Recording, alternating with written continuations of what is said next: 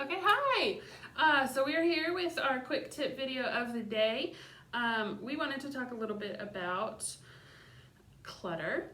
I promise not everything will always be about organizing or decluttering, but that is something that's popular right now. Everybody's decluttering, which is great.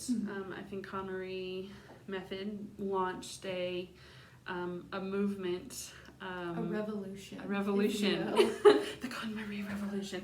And honestly, a big part of what we do is helping people organize and declutter. So we're going to talk a little bit about that. Our question today is, how do we avoid clutter in smaller spaces? So can you talk a little bit about what I'll let you go first, what your answer to that question is. Okay. This is one of my favorite questions because I've lived in very small spaces with a husband and a dog. We lived in a 273 square foot studio and then a 300 square foot studio, and now we have a 1-bedroom apartment that's about 750 square feet. So it's pretty spacious to us. And one thing I realized in that first really tiny apartment was that 273 square feet was too small for us. It was not comfortable, and the furniture, we were in a position where the apartment was already furnished, so the furniture was a bit clunky, so we didn't have a lot of control over that. But towards the end of our lease there, I realized, lease, right? Mm-hmm. Okay. I realized that I was keeping a lot of things for the next apartment. And I think a lot of us have this idea, whether it's in our home, apartment, condo, townhome, whatever you live in, we have this idea of the next place already in our heads to the point that we don't enjoy where we are. And I definitely know that was true of us in that first really tiny studio. And so I began to look at my things, as last week we kind of talked about seeing your stuff for what it is, which is just stuff.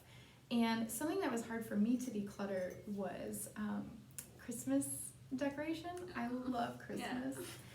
Yeah. And this was really, really hard for me, but I realized that I would rather be able to breathe in my home and have not more storage, but more room for the things that we really cared about, that were up all year round, not just for a month out of the year. So, living in a small space, my biggest tip for that is to live in your space, whatever space that is, however big or small it is. Live in that space. Stop planning for the next home or the next apartment.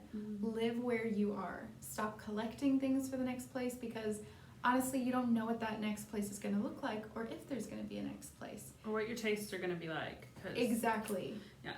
Home decor goes out of style so fast. So if you're buying a lot of home decor because it's on sale or it's a good deal, it doesn't necessarily mean it's a good deal for you or your home. Because if it's taking up space, that's not a good deal. If it's not doing anything for you right now, then to me, that's not a good deal. Yeah, so. It's still a waste of money, even if it's only $5 or it's 50% off or whatever. It's not actually saving you any money if it's not actually something you would want to purchase otherwise. I heard this quote, and it was, if your things in your house, if they're not paying rent or if they're not like being useful, get rid of them. Yes. And I thought that was really awesome when I read it. So so I specifically want to talk a little bit about a small kitchen, because I have a small kitchen. I have found a new hatred for items that are single purpose, not single use, but single purpose. Like growing up, we had this egg slicer thing, and it's great, but like you could also just cut your egg up with a knife. Like it's not, it saves you 60 seconds maybe. And so in a kitchen like mine that has maybe 4 cabinets and 2.5 drawers, the half drawer is the junk drawer, I just really don't have space for unnecessary things that take up extra space that I don't use constantly. So I don't have an egg slicer. I love avocados and guacamole, but I just think that those avocado slicer things are kind of ridiculous because you can do the same thing with a spoon and a knife. Like it just takes, it takes a little bit of extra time. And then I was talking to Allison, and we were talking about trash bowls. My sister-in-law and our wonderful social media manager, we were talking about trash bowls. My grandma taught me, or has always used, a trash bowl in the kitchen. So instead of having to turn around and throw something away, every time you cut the ends off of an onion or peel an onion or whatever, you can just throw it in the trash bowl, and then later you dump that out. I compost, or I'm trying to learn to compost, so I keep the trash bowl for like organic, but like not actual trash. But Allison said that she saw a like Pottery Barn or something like that where it was a mixing bowl, but it said trash on it, and it was for a trash bowl. But that's just silly to me because I use a mixing bowl. I wash it. I clean it every time or whatever, and then I have something that is a multi-purpose item. Like it can be many different things. I can make pudding in it. I can use it as a trash bowl. I can pour soup into it. You don't need like an individual item for every single thing. Yeah. One thing I am guilty of having, but I have actually never used, were these little egg boiler things where you could supposedly get a perfect hard-boiled egg by cracking the egg into this little thing and then throwing it into boiling water and boiling it, and it's just silly. It just takes up space.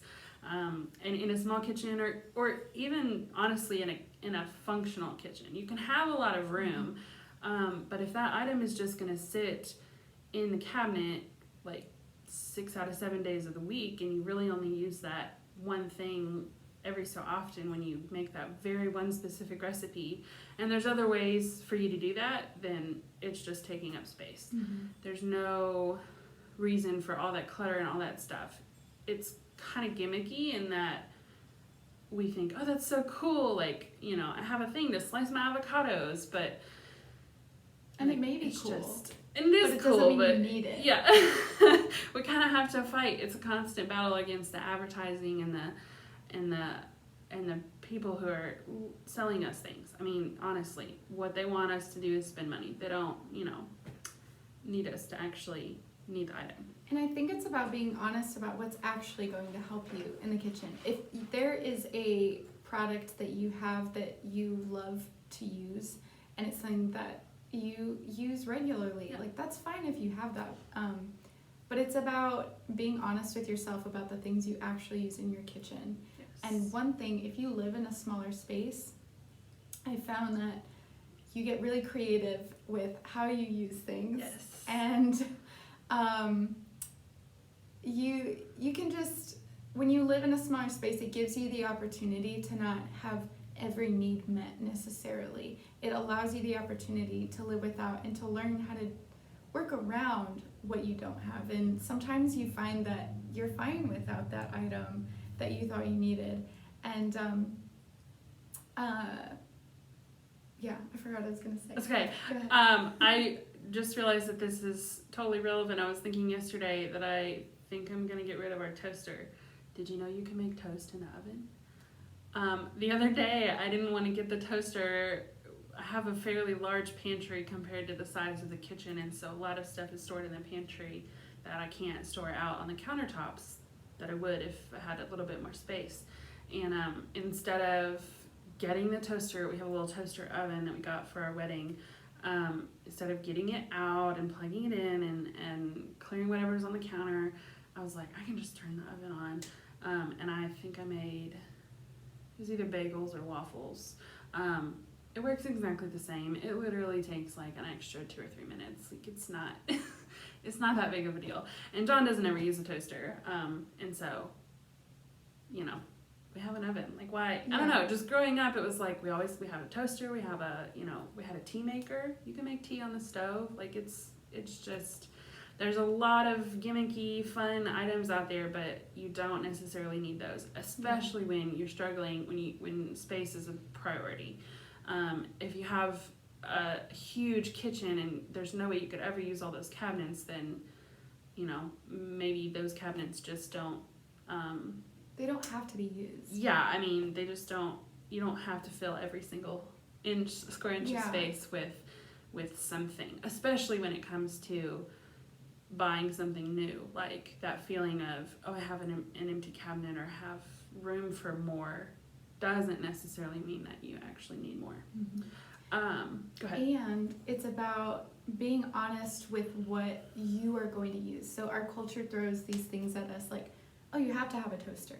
Like if you went out and said to a crowd, I don't have a toaster, people would be like, you're a weirdo, maybe a serial killer. Let me buy you a toaster. Yeah, let me buy you a toaster. That's the first thing they would say too. Oh, well, I can buy you a toaster. And the first thing one of the main kitchen items I see at Goodwill are toasters. And something that my husband and I have not had for 2 years now, we've not had a microwave, which this is really weird for a lot of people, and I realize that, but we've gotten really creative with how we reheat our food. And so, again, not a normal thing, but it's something that we found we don't actually need. And it takes up a ton of space. Oh, I mean, I use mine almost every day, but if it were not something that I used all the time, it would just be a waste of space. I mean, and if you're not someone who likes making banana bread, why are you holding on to that little tin that you're never going to use? I feel personally attacked right now. I'm sorry. No, it's okay. I totally have a tin. Know that. I've literally never made banana bread.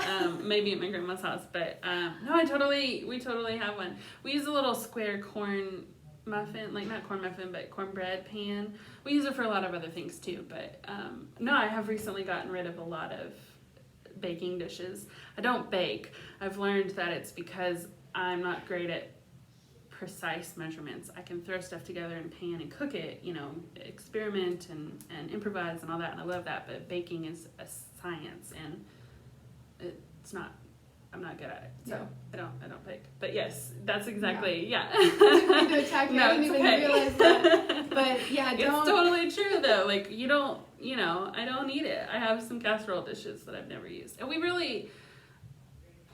also, with a small kitchen, I'm learning too, you don't need multiples of everything. You can just wash it. I mean, again, it takes an extra 2 or 3 minutes, but one casserole dish that we do use versus the others that we don't really use because they're in the back of the cabinet, you know, and it's necessary in a small kitchen, but like we're saying, it applies no matter how much space you have, because you don't really, that clutter can still weigh on you, and it's still a waste of money. It's still a waste of that emotional energy to worry about everything and how long it takes to clean it and all of those things.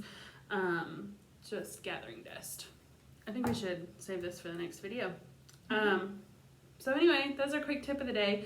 Multi-purpose items. Don't fall for the gimmick. You don't need an avocado slicer. You can just use a knife and a spoon and, you know, get creative with it. And remember that the next time you see one of those infomercials or like something on sale, like if you're truly going to use it, then that's awesome. But if it's on don't sale, let them convince you that you need something that you didn't think you needed before. And if it's on sale and you don't need it, it's still not a good deal. Yeah. It's not a good deal. For sure. And having fewer items in your kitchen, when you really go through each item and unclutter your kitchen fully, you may have to wash things a little more often, but when let's say all of your dishes are dirty, you will not be nearly as overwhelmed as when, let's say, all your dishes were dirty before you decluttered. Like, I mean, how many people are actually in your house? And if you're someone who entertains, how many people are you going to have over regularly? Really think about that and what your home serves. Maybe you're someone who does like to entertain and you have more plates. That's okay. That is something that you do, and that's a gift that you have, and you should use that. But don't think that, again, what she said. But yeah, I think we're all out of time. Okay, thanks y'all. See you next time.